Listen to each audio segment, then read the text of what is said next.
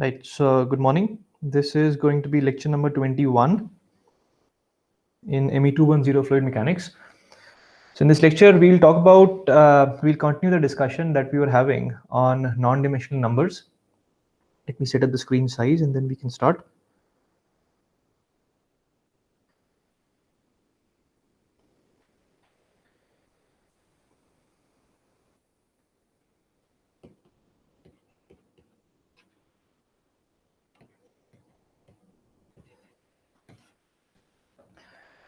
Right. So in the previous lecture, we finished talking about how we can extract, how we can reveal different non-dimensional numbers by non-dimensionalizing the theoretical equations of fluid mechanics. So we did that by non-dimensionalizing our momentum equation. From there, we revealed the Reynolds number. So we figured out that Reynolds number is important when dealing with fluid flows. Okay, there are other non-dimensional numbers as well. We will not extract them from either the boundary conditions or the main flow equations, but I will just state those numbers to you so that you can be careful. You know which numbers are important when dealing with a particular class or type of problems. Okay, so the first one was Reynolds number. We already talked about it yesterday. Let's star is fine. There's no ordering as such for these numbers.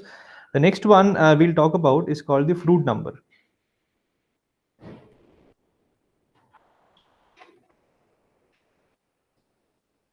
Right. So this Froude number is defined as it's defined as the ratio of u to the square root of g times L. Here, u is the representative or characteristic speed that we had defined in the previous lecture. So that depends on the problem that you're dealing with. So you can choose a characteristic speed. G, of course, is the gravitational, it's the acceleration due to gravity, 9.8 meters per second square on Earth. And L is a characteristic length. Again, it depends on the problem geometry and so on. Okay, so this is how we define it. In fact, this can be understood as the ratio of the flow speed. So U is the flow speed. How fast is the flow happening in the fluid, and square root GL can be understood as the wave speed. So this Froude number becomes important when we are dealing with free surface flows.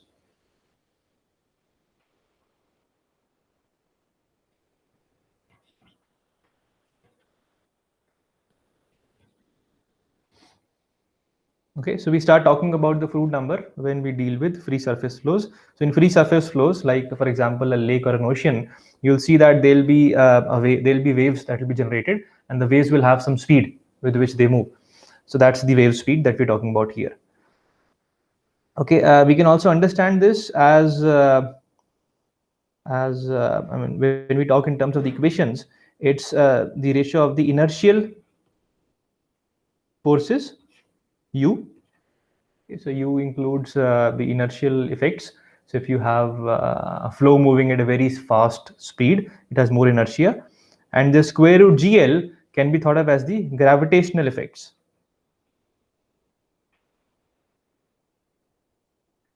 Okay, so if there's no gravity, then there's no gravitational effect. So there's no point talking about Froude number because you won't have these waves that will be generated. There are different ways to understand these terms. So these are the two ways with which we can get a feeling for this Froude number. Okay, later in this course, we'll have a short discussion, 1 or 2 lectures on free surface flows. There we'll explore this Froude number in much more detail. This Froude number typically is obtained as from the boundary conditions, because the flow equations are still the same. So you can't get a Froude number in the flow equation, but boundary conditions are where you may, when you non-dimensionalize the boundary conditions, you will get the Froude number. Again, we'll explore this further later in this chapter and in this course. The next number that is important is called the Weber number.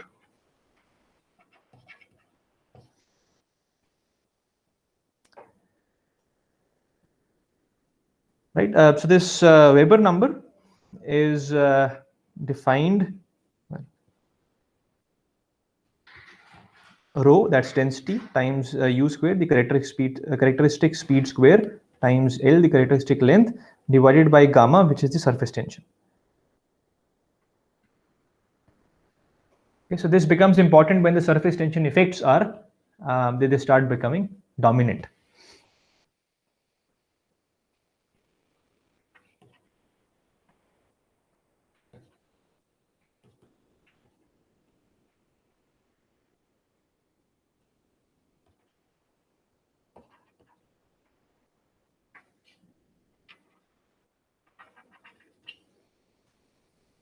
Okay, so an example could be droplets.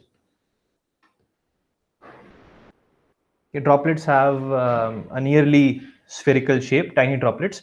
So there the surface tension effects are dominant. They are important enough to be considered.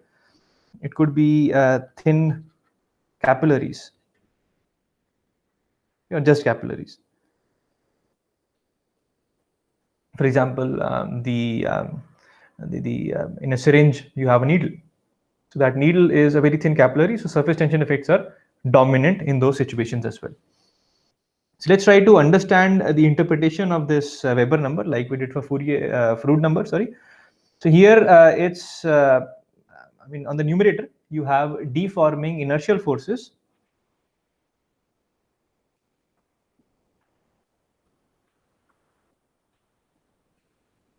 And in the denominator, we have the cohesive or stabilizing cohesive forces.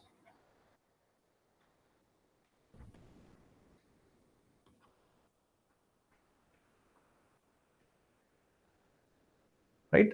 So if we're talking about, let's say, surface tension, so surface tension is the cohesive force. So that's in the denominator. So for situations such as tiny droplets, you'll see that the cohesive forces will be much more dominant as compared to deforming inertial forces. So deforming inertial forces is when your fluid is flowing, so that inertia will tend to deform the droplet. So in tiny droplets, the cohesive forces are much more prominent. So you'll see a nearly spherical shape. But for situations where the inertial forces are much higher, then you will start seeing shapes which are much further away from those spherical. It will flatten out. Okay, so this is Weber number. So for very large Weber numbers, that is, the inertial forces are much larger than stabilizing cohesive forces, so you can neglect the surface tension effects. So these numbers give us some sort of an understanding as to which effect is dominating, because they're always relative. There is no absolute effect of inertia or cohesive forces or gravity. So one has to talk about these non-dimensional numbers. Okay, the next one that is important is Mach number. I'm sure you have heard of this when you talk about supersonic jets. It's at a Mach speed of something. So this is defined as the flow speed to the speed of sound in that fluid, denoted by A.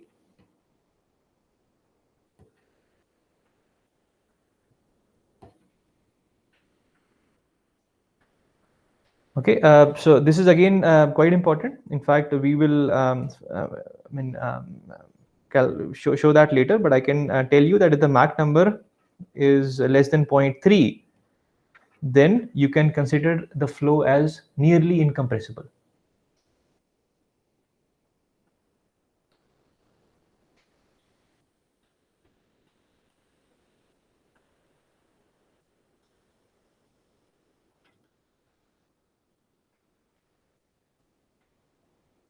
Okay, so what that means is that you can,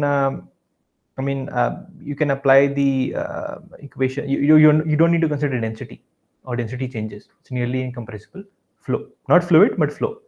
The fluid actually, it could be air. So air is compressible, but in that flow situation, the change in density would be so small relative to the other effects that you can neglect del rho by del t, and you can also neglect the spatial changes of density. That's the reason you get divergence of velocity equal to 0 for those situations.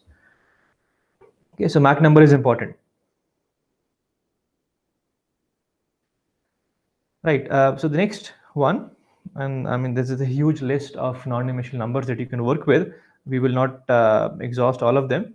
In fact, we are just talking about a very few of them, which typically one hears of.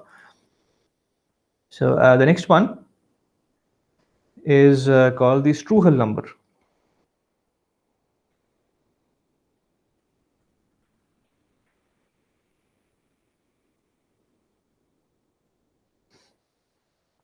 Okay. So this Struhel number deals with oscillating effects in flows. So this is written as omega L by U. So omega in this case is the frequency, the angular frequency in radians per second, and L and U are the characteristic length and characteristic speeds respectively. So Struhel number becomes important. I mean, sometimes we think that it's only important where the incoming flow is oscillating for some reason, but that is not the case, because in fluid mechanics, what we see is that the equations, the Navier-Stokes equations, from the solution of those, what we see is that even if the incoming flow is uniform, it's a constant speed, but the flow that leaves after interacting with the solid bodies can actually have some oscillating effects. Okay? So as an example, so let's say you have some sort of wire. You have these electrical wires which are high tension, high voltage wires which are going to the grid. So these wires, let's say if you have one of these wires which is at tension, and then there is some wind that is blowing at uniform speed of u, then when the wind interacts with this wire and when the wind leaves, what you see is you see these alternate vortices that are being shed. So what that means is you see these oscillating effects. So from the top there is some force, and then from the bottom there is some force because of this. So the solid body actually experiences an oscillating force, even though the incoming flow was uniform. Right. So that's the reason this number actually becomes quite important when we're dealing with aerodynamics. For example, if you have a car moving in at a speed, then there can be vibrations in the car because of this Struhel number. So the faster the car moves, the frequency in most cases will increase. So one has to be careful while designing the structure in the car.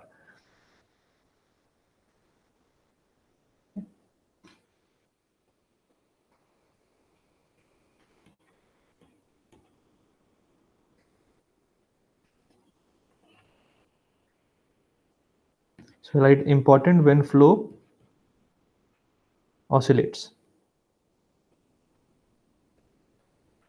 It could be upstream flow, incoming flow is oscillating, or the downstream flow as a result of the solid body in the path of the flow, you get some oscillations. So this, let me write some examples. So singing wires. Okay, it's a very common term for these high tension wires in the air. So when the flow passes across them, you have these vortices that are generated, and these alternate vortices being shed results in a force on the wire, which is dynamic, and the wires start to vibrate. And what happens is, if the natural frequency, I mean, you know that you have um, natural frequency and overtones in a wire which is held stationary between 2 points. So the wire will start to oscillate, and if the vortex shedding frequency starts matching the natural or the overtones, then the wire will start to oscillate with high amplitude, and that results in the air being pushed around it, and that creates some singing, like a guitar string being plugged at a certain note. So that's called singing wires. Then there's a very classic example of the Tacoma Narrows Bridge. Bridge collapse. So this happened in around 1940. So what happened was that this bridge, in fact, I shared this video with you over email as well as on Moodle, so you can have a look at it. So this bridge is when the wind was blowing across it, it resulted in these vortices being shed as an effect, and it resulted in the bridge to start to oscillate.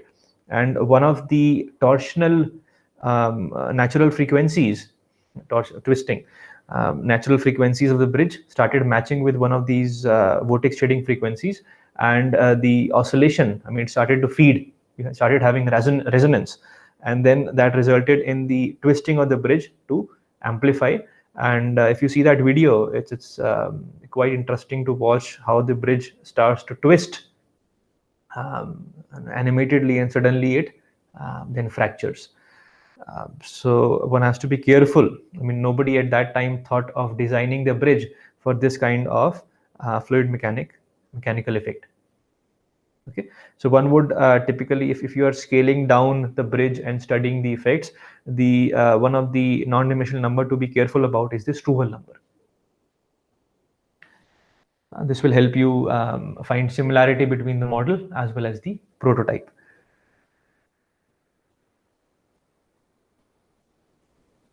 Okay, so typically what we see is that the Struvel number for this kind of a circular cylinder, this wire that I had drawn, it's like a circular cylinder.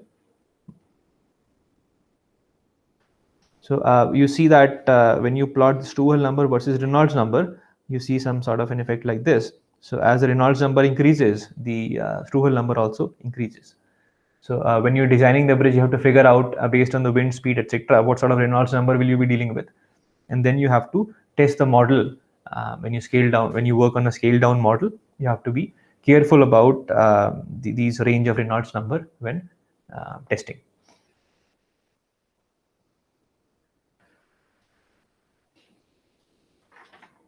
Right. So I will not talk about more non-dimensional numbers. As I said, the list is huge, and you can go to the book and have a look at. There's a table given which has plenty of non-dimensional numbers. All right. So the next and the last topic of this chapter on dimensional analysis is on modeling and similarity.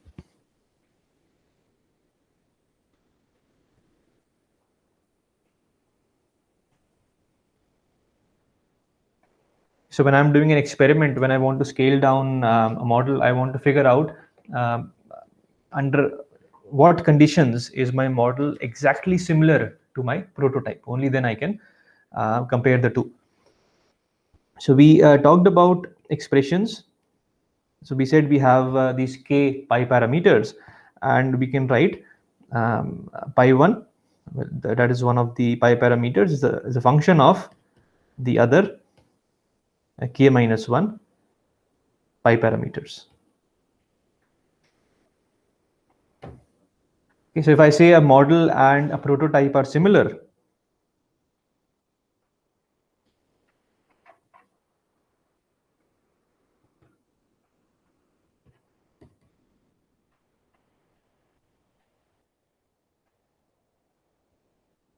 if all the pi parameters for the two are the same, that is pi,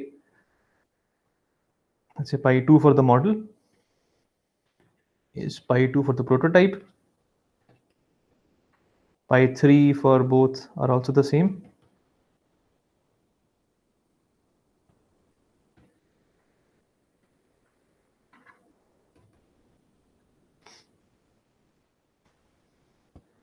okay, and since you have this kind of a functional relationship, then this will mean that this will then imply that pi 1 model is equal to pi 1 of prototype.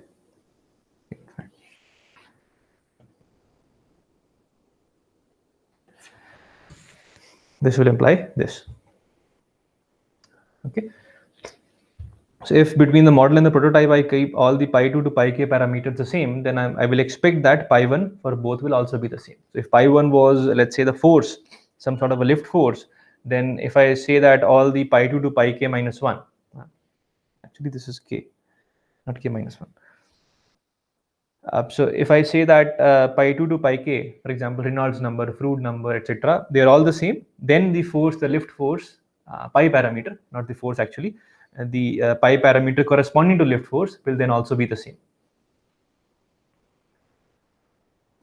Okay, so what we do is we categorize the concept of similarity into different kinds of similarity. Okay, it's a good way to check step by step if all the kinds of similarities are met. Only then we can do. Only then we should start building models and so on. Okay, the first type is geometric. The second type is kinematic. The third type is dynamic. These are the ones that we'll talk about. There's also a thermal similarity, but we will not be interested in that in this present course. So this course is on fluid mechanics only. You'll have a heat transfer course in the next year where we'll talk about the thermal effects. Okay, the book in many cases talks about energy equation, thermal effects, and so on, but it's not a part of this course. So let's talk about what is the meaning of geometric similarity.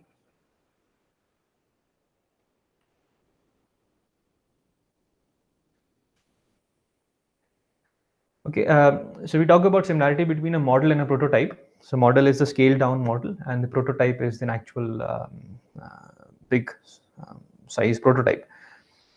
So the first thing is all the body dimensions have to be in the same ratio with the model, between the model and the prototype. Only then we can call it geometrically similar.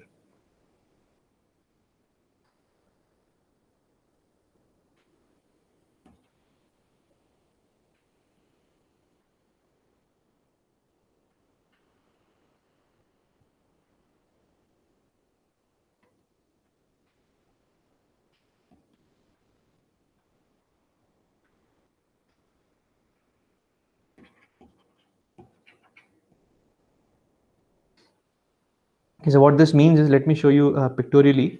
So you have an actual prototype and you have a scaled down model.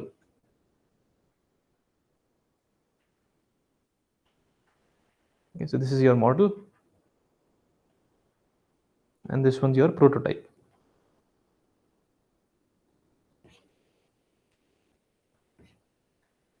So let's take 2 points. Let's call this point number A and this is point number B. So we'll call this point A prime and B prime. So if I was to join a line between these two, straight line, and if I find AB to A prime B prime, then this comes out to be some sort of let's call this 1 by alpha. Alpha is typically used for the ratio of model to prototype. So this is 1 by alpha.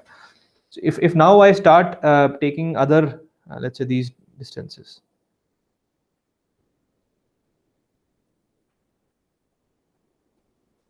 Okay, these distances should also go down as 1 by alpha. So any two points you take between the prototype and model, and I mean, then their ratios should be the same. So then only then we say that they are geometrically similar. So it's scaled down from all directions. We just don't scale it down in one side and the other side remains the same. Okay, so you have to scale it down. In fact, any 2 points you take,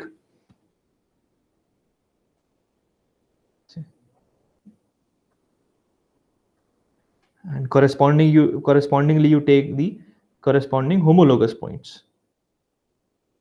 So this point, let's say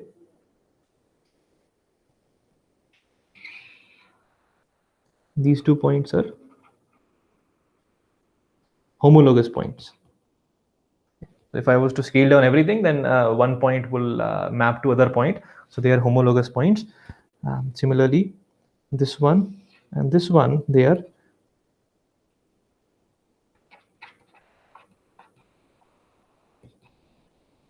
homologous points. Okay, so if I take the first 2 homologous points in the prototype, join them with a line, that is this one, and I take this line, then again their ratio has to be in the same 1 by alpha. Okay, I'm sure you understand this point. So that's one condition for geometric similarity, because there's no point talking about similarity further if the model and prototype are not similar, geometrically similar. Okay. The other thing that many people get confused a lot is about angles. So what they get confused is if there's an angle here, between these two, should the angle also scale down? The answer is no, because if you scale down everything, then the angles will be preserved.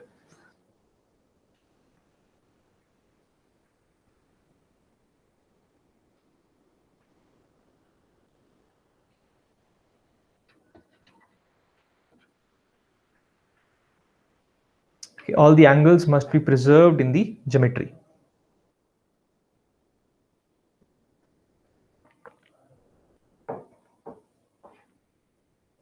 Right. The next one's about the geometry and its relative positioning with flow directions. So if the flow is hitting this at an angle, let's say like this is called V prototype. Then for the model, I don't know if the flow velocity will be scaled up or scaled down. That depends on other things. But for the V model, this angle it's making alpha has to be the same.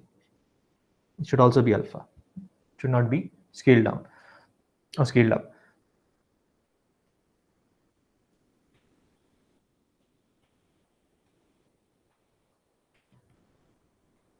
So all flow directions are preserved.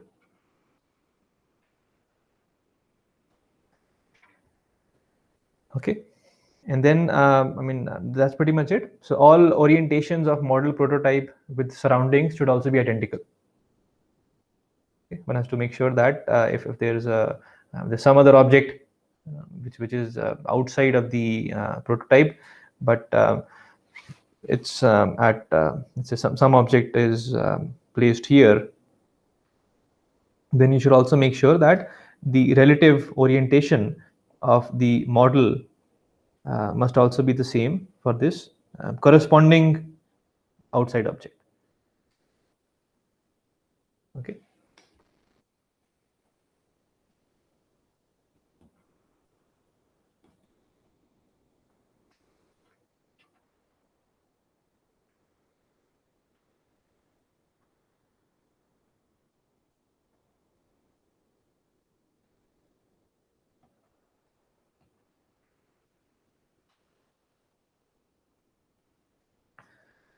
Right. Also, there's one more confusion that many people get is about roughness. So if let's say I have a prototype which has some amount of roughness, that roughness becomes quite important when we're dealing with the friction that we'll see in the next chapter. So if the flow is happening across a model, a prototype, an aerofoil, and the aerofoil was manufactured using some process which resulted in some sort of protrusion on the surface, so that creates friction. So that roughness must also scale up or scale down. So the roughness, if you characterize the roughness using some sort of sinusoid, and you say the RMS value of that is some amount of micron, and you make a smaller model, the roughness also has to go down. So you have to make much smoother model to be able to compare the two, so that they are both similar. Okay, be careful about this. So if the roughness effects are significant, of course, if they're not significant, if the roughness does not affect the flow at all, then you don't have to worry about it. But if it is significant, and in turbulent flows, it actually becomes quite significant. So roughness should also scale up or scale down.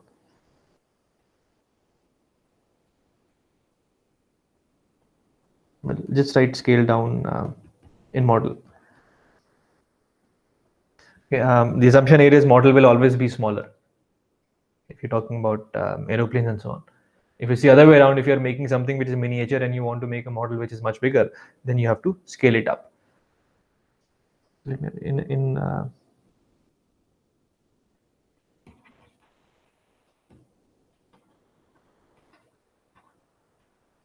In a scale down model, it should be roughness should also scale down.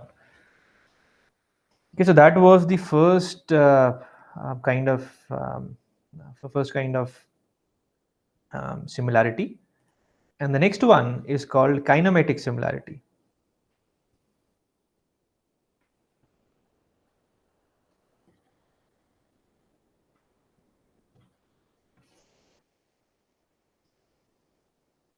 Okay, so geometric similarity told us that the model and the prototype should have the same length scale. Now, kinematic similarity goes one step ahead. It talks about the same length and time scales. You understand the word kinematics. We used to talk about everything except the forces. So they should have the same. I mean, kinematics was all about figuring out the velocity as a function of distance and time. Okay. So in kinematic similarity, we say same length and time scales. Okay, so that means that the same velocity scale.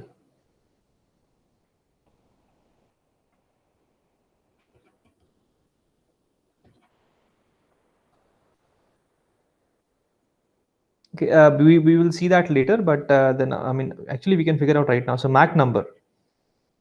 So in Mach number, you only had the velocity. So the Mach number was defined as the ratio of the flow velocity to the velocity of sound in that medium. So it has only velocities in it. There's no parameter that has a force or a mass in it. Okay, so Mach number is a kinematic similarity parameter. And then Froude number.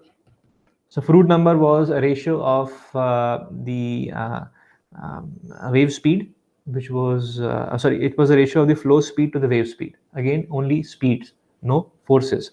So Froude number again is also a kinematic similarity parameter. So Mach number and Froude number are kinematic similarity parameters. Okay, that's the second thing to check when you're talking about similarity. Okay, so let's take an example. Let's take an example of a free surface flow.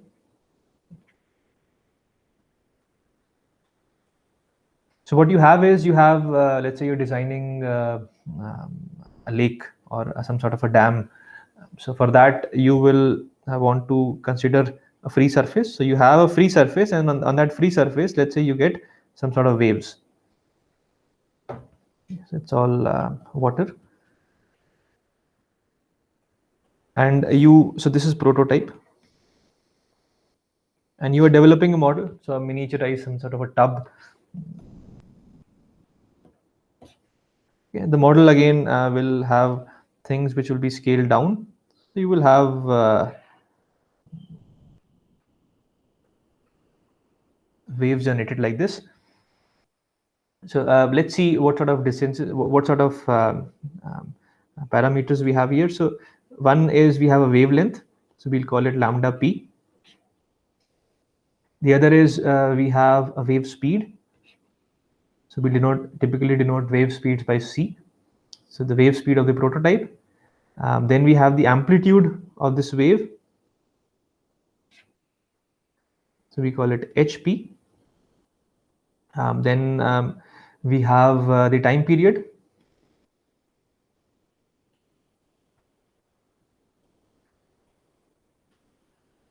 So which we'll call it TP. And if you take any point in any flow particle or any particle of fluid, and it has instantaneously, it has a flow speed Vp. Okay, so in a model, what we typically see is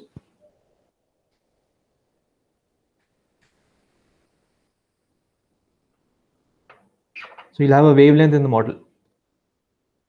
Okay, then you will have the homologous point corresponding to this point A that we had considered. We'll call it A prime. So this A prime has a speed Vp. Then we have the amplitude of the wave. So it should be model. So subscript m everywhere. And time period is Tm, and the wave speed is Cm. So I'll be using these parameters, so I thought I'll define them. So now in this case, we're talking about, so when we are, let's say we are designing that model before we start manufacturing it, we want to design it and make sure that they are similar. So we make sure, we have made sure that geometrically they're similar. Everything is the scaled down version of that huge lake with that dam on the side. So it's geometrically it's similar. The next is to check for kinematic similarity. Now, I told you earlier that Froude number is the most important non-dimensional parameter for free surface situations. So we have to make sure that the Froude number for the prototype has to be the same as the Froude number for the model. Okay, so Froude number, if you remember, was defined as the ratio of the flow speed to the speed of the wave,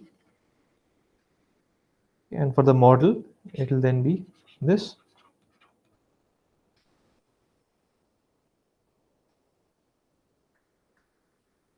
Okay, so this equality has to hold. Now, of course, we have scaled down everything. So this ratio of L model to L prototype is to be chosen by us. We want to save money, so we want to make it as small as possible. So let's say that we have scaled it down by a factor of alpha. So the alpha can be chosen. Let's keep it a variable for now. So if this is the case, then from number one, we can write that Vp to Vm, G will cancel. So this becomes equal to square root of Lp to Lm. Right. Or I think we should write Vm to Vp. That's typically what we do.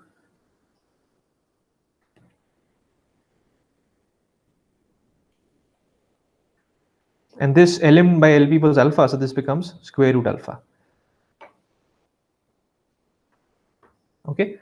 So what that means is the ratio of the speeds in the model to the speeds in the prototype has to be square root alpha. So if alpha was, let's say, 100, sorry, 1 by 100.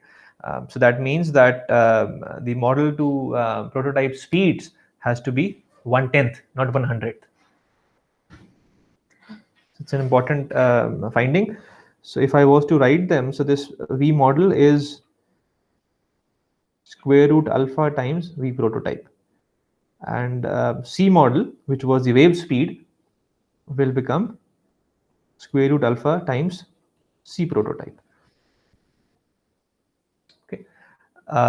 Now lengths, of course, we found out as alpha. So the lambda m becomes equal to alpha times lambda prototype, and the amplitude hm becomes alpha times h prototype. Now, what about time period? So that we can figure out, because we know that time period is the ratio of time period of prototype to model can simply be, so time period is nothing but the length upon speed. Okay, so this again comes out to be square root alpha. Okay, so the time period of the wave for the model has to be square root of alpha times time period in the prototype. Okay.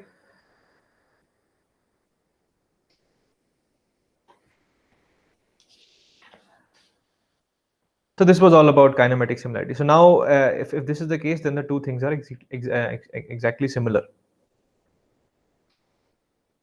Now, the next kind of similarity we talked about was dynamic similarity.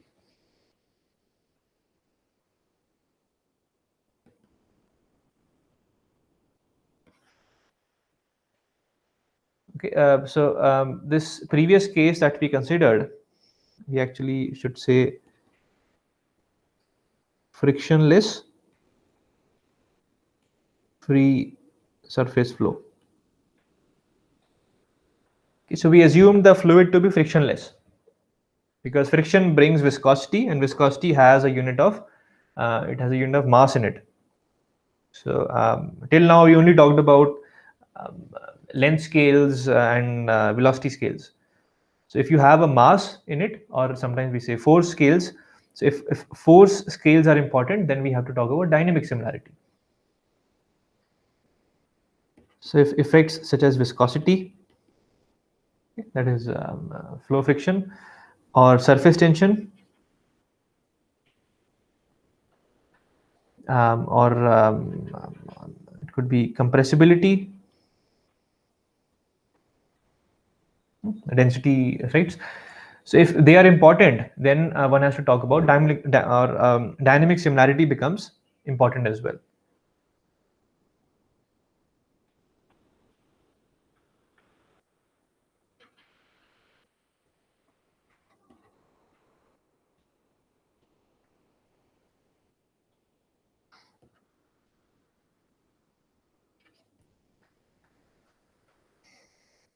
Okay, so in dynamic similarity,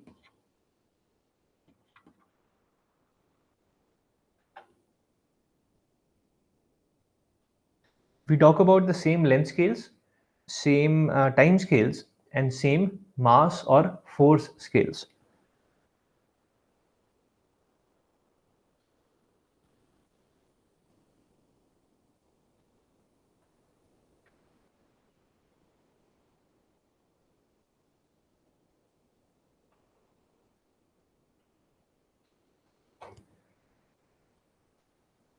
Okay, so automatically dynamic similarity includes the effect of your geometric and kinematic similarities. Yes, so length is geometric, time is kinematic, and then force will bring in the dynamic. So dynamic is an added thing. It has to, first we have to ensure that geometric and kinematic similarities are obtained. Okay, let's take examples where the dynamic similarity is important. So let's in for incompressible flows, the ones that we have been talking about, one has to make sure that Reynolds number has to be the same, and of course Froude number should also be the same, because Froude number we already talked about is the kinematic similarity parameter, but only for free surface flows.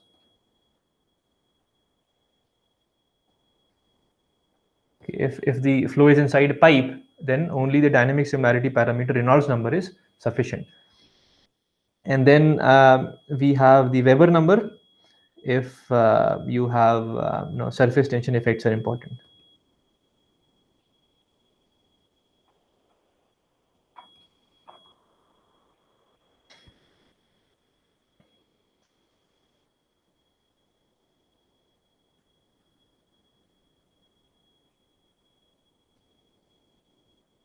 Okay, so the next one, next example is compressible flows.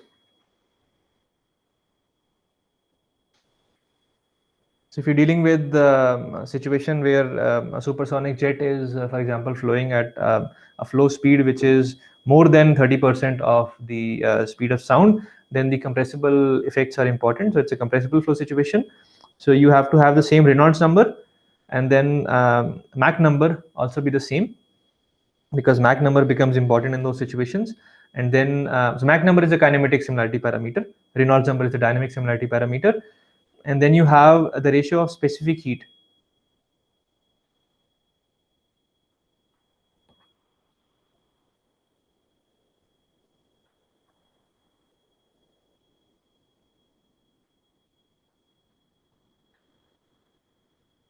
Specific heat ratio too should be similar. So that is that gamma Cp to Cv ratio has to be similar for both model and prototype. Okay, so they should be the same. Gamma has to be the same. Okay, so these are the three parameters. Again, if you have a free surface situation that's there, or you have surface tension, so Froude number and Weber number also come into the picture. Okay, so these are a few parameters which one has to ensure. So Reynolds number is the one that is new in dynamic similarity. So it has the effects of your viscosity in this case. Okay, So that's pretty much it in terms of the kinds of similarity. Now, before we end this discussion, I do want to talk about practical issues, because when you, I mean, theoretically, it's fine. We have talked about the parameters which have to be similar. But practically, when one starts doing things in the lab, when one starts thinking of real tools and fluids one has to work with, there are some constraints or issues that arise. So let's talk about those, and that will be the last topic of discussion today. I'll just call it practical issues. So let us take an example. So let's say you want to design the gates in a dam. Okay, so dams have these gates which are operated using some radial gates or something.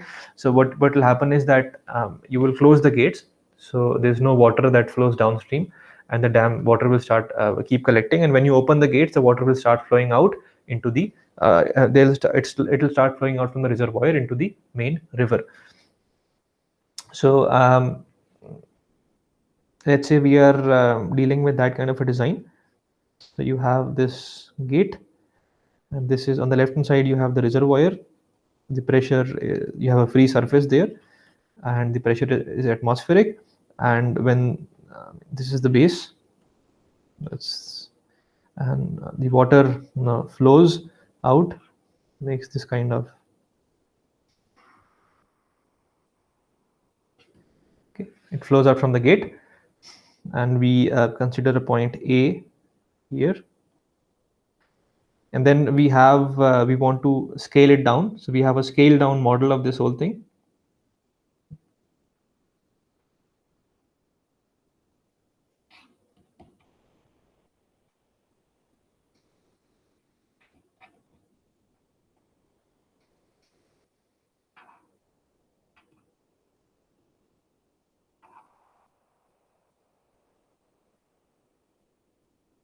And we have homologous point to A, which we'll call A prime.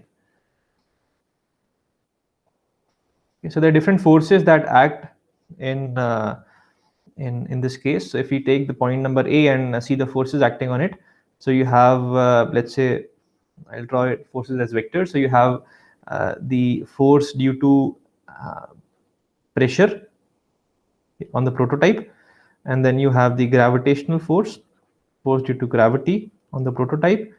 Then you have some sort of friction force due to friction on the prototype, and that is your net force effect, which is force I for net on the prototype.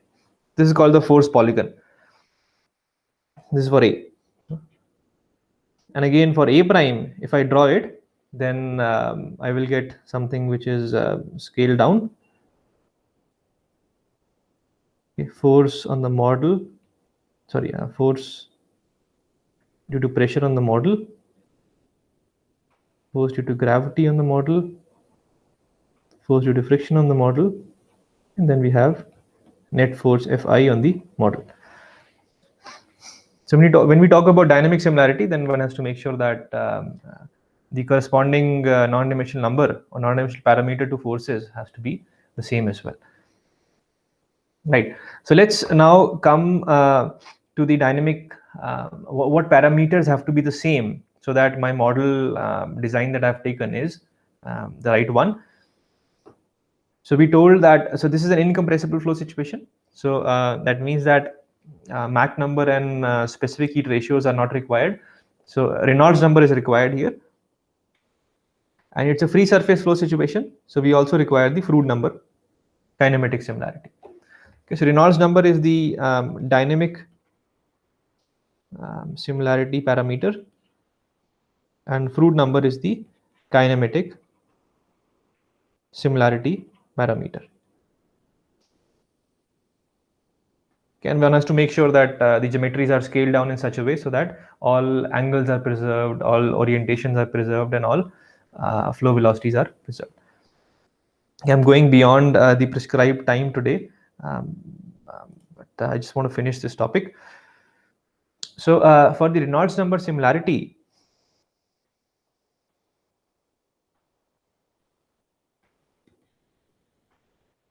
what that means is that the Reynolds number for the model and the Reynolds number for the prototype have to be the same.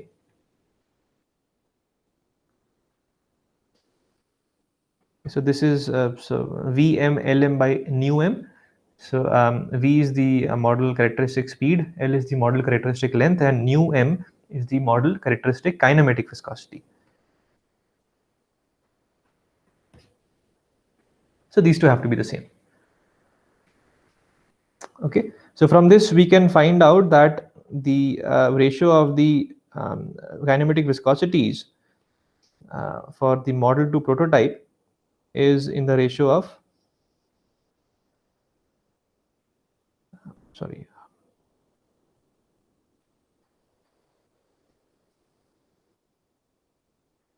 so it's Lm to Lp, and then we have Vm to Vp.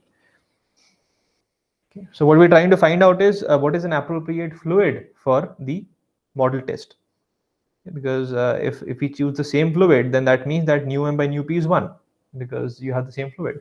But we have to make sure that Reynolds number similarity is satisfied. Okay, so let's call this 1. Now remember that Froude similarity also has to be there. So from the Froude similarity, we already did that in the previous case. What that means is your V model to V prototype has to be in the ratio of square root alpha. Now remember, L model to L prototype is equal to alpha, that's given. The model is alpha times the prototype. Alpha could be 1/10, 1/100, whatever if you want to choose. So Vm to Vp is square root alpha. That has to be the case. It's a constraint from Froude similarity. Okay, so if I use 1 and 2,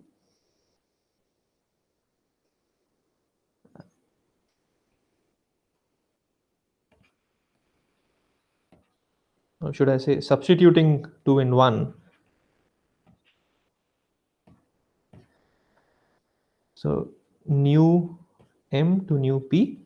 So Lm by Lp is alpha, that's given, I mean that we have chosen based on how small we want to make the model, and Vm to Vp is square root alpha based on what Froude similarity requires.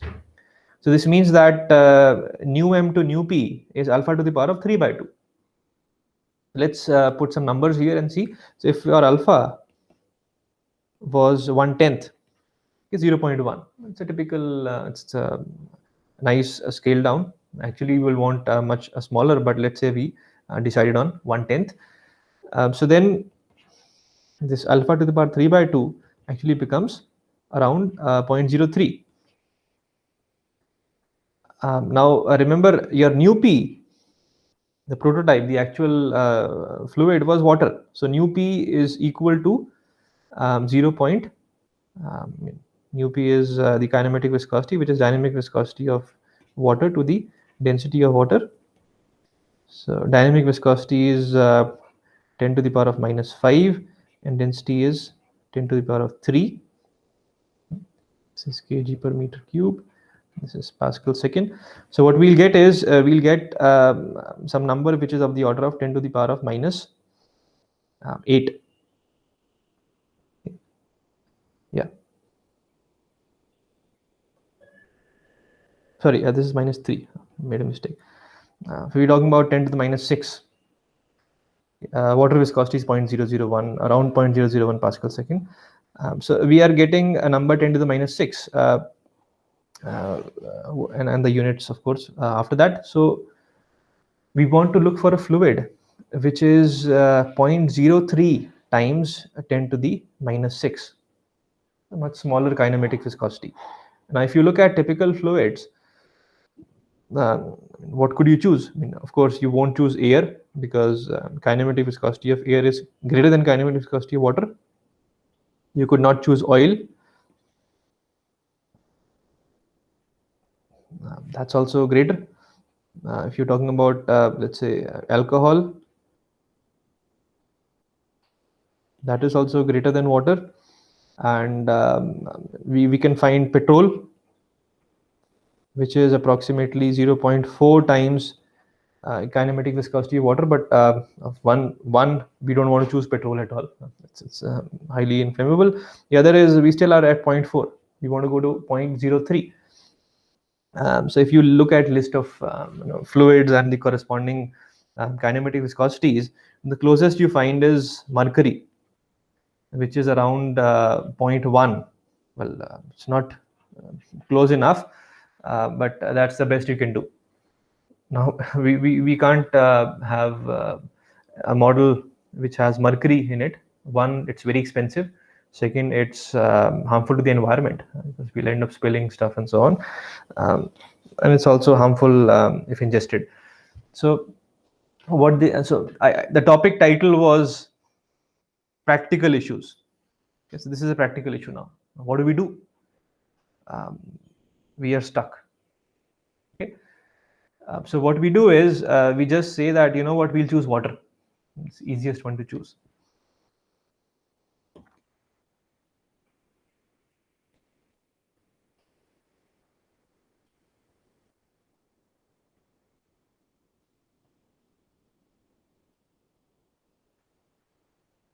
Okay, we just we ensure that the Froude number similarity is satisfied. We say Froude number is more important in free surface flows.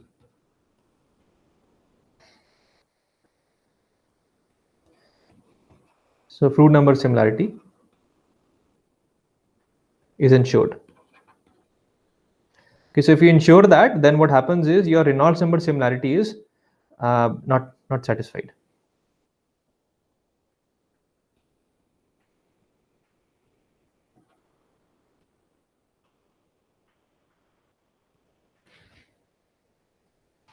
Okay. So what we see is typically the Reynolds number in this, if you use water, Reynolds number for the model can be between 10 to 10,000 times the Reynolds number for prototype. Not so smaller than prototype.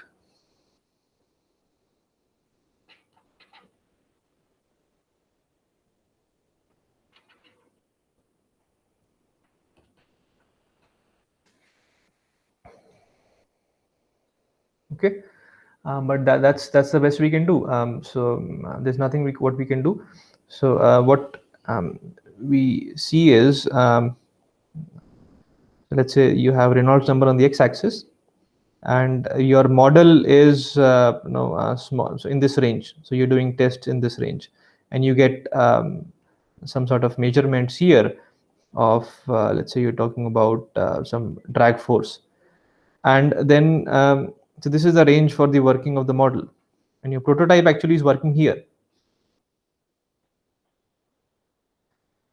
So what we do is we just join these, we extrapolate it, and we say that the drag force will be like this. But in reality, what one sees is that this is not a straight line fit. You could be getting some sort of curve here or here, depending on what. So this is the error or the uncertainty that you end up with.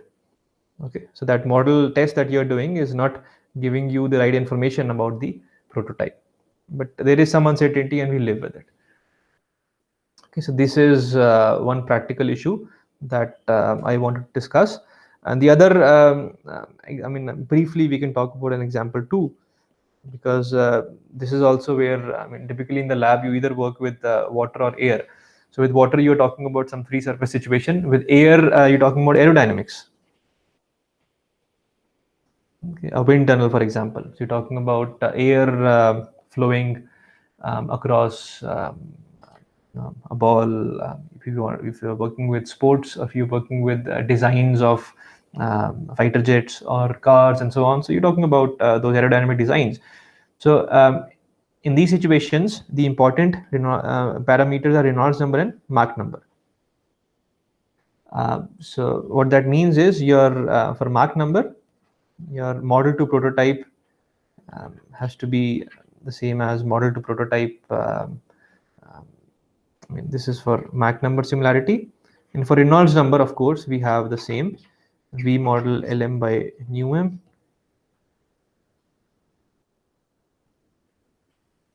has to be equal to V prototype L prototype by nu prototype.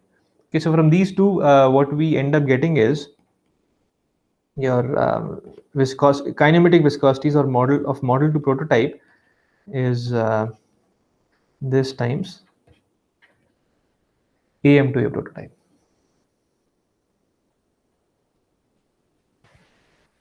Okay. Now again, this, let's say we choose alpha, could be 1/10. So let's take approximately 1/10. So now we want to make sure that, I mean, we have to find what fluid is suitable for the prototype. So if I write this as new model to new prototype is 0.1 times A model to A prototype. Now, of course, if we choose the same fluid, let's say we choose air, then A model and A prototype are the same. But then new model and new prototype also are the same. This equality cannot hold. So we have to look for a fluid which allows for slightly higher speeds of sound. So this A model by A prototype will be greater than 1.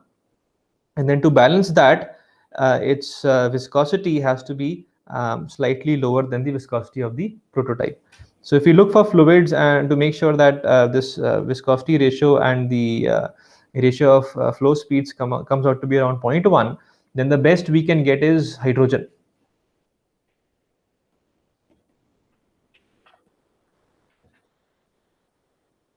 It's the only suitable gas that gives us a lower kinematic viscosity and a higher sound speed, and the ratio is around 0.1. But again, it's very dangerous to use hydrogen in a wind tunnel. You don't want to be playing around with hydrogen, and again, it's very expensive as well. So cost factor also is an issue. So this is expensive and dangerous to work with in the lab comfortably. So you end up increasing the cost by ensuring safety, etc. Further increase safety. So what do we do? Well, again, the same thing. We end up using air.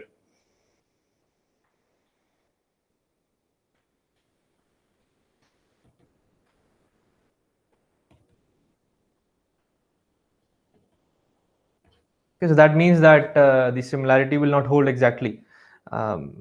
So what best we can do is we can increase, we can cool it down, so that will help us with the viscosity. Heating things will increase viscosity, so we want to cool it down, so decrease the viscosity, and then we can also compress it a bit to work on the sound side.